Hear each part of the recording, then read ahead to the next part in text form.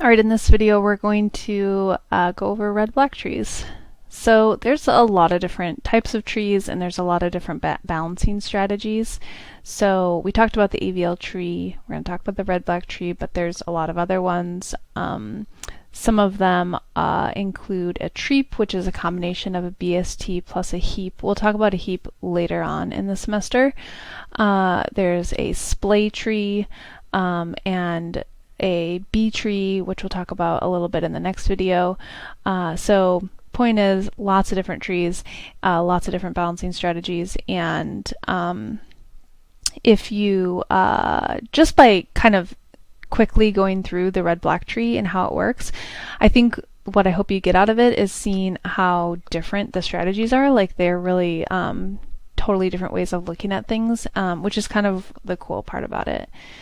So a red-black tree is another balanced binary search tree, but the balancing is a lot less strict compared to the AVL tree. You might have noticed that the AVL tree has like pretty strict balance requirements because it at most has any subtrees left and right are only different by one, which is pretty balanced.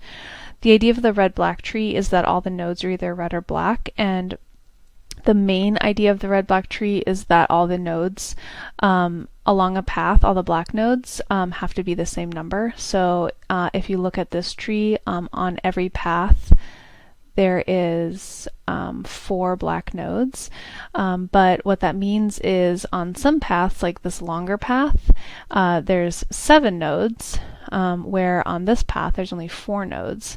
And so you have paths that vary. So this would have a path length of 3, and this would have a path length of 6. So you can have 2 times different path lengths depending on how many red nodes are there. So that's the imbalanced part of a red-black tree. What it means is that insert and delete are faster, basically 2 times faster, but still log n, and search is slower. So again, still log n, but can be up to 2 times slower than an AVL tree. The full description of the properties of a red-black tree are here. So every node has to be either red or black. The root has to be black. If there isn't a node that's red, its children have to be black, and every path from the node to a null pointer must contain the same number of black nodes. So let's try it out. So here is a sample tree, and the question is it a valid red-black tree? So we'll go through each of the properties. Every node is colored either red or black is true. The root is black, so that's true. If a node is red, its children must be black. So we have this red node which has black children, the rest of them only have null pointer children, so that's true. And then every path from the node to a null pointer must contain the same number of black nodes, so we'll have to check every path. This one is 3, this one is 3, this one is 3, this one is 3, this one is 3, this one is 3, and this one is 3. So this is a valid red-black tree because it satisfies all 4 of the properties of a red-black tree. Let's try again another feature of a red-black tree. So let's say we insert a new node. We will search the tree and determine where we fall out and add a new leaf. What color will the newly inserted leaf need to be?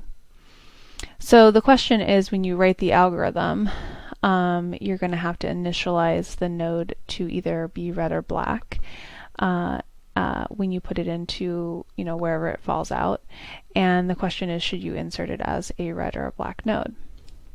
So the answer to this is that you should insert it as a red node, because if you insert it as a black node, it's definitely going to break one of the criteria, because all the paths here currently have the same number of black nodes. If you insert a black node into any one of them, it's going to break that criteria. So it wouldn't really make sense to ever start off as black.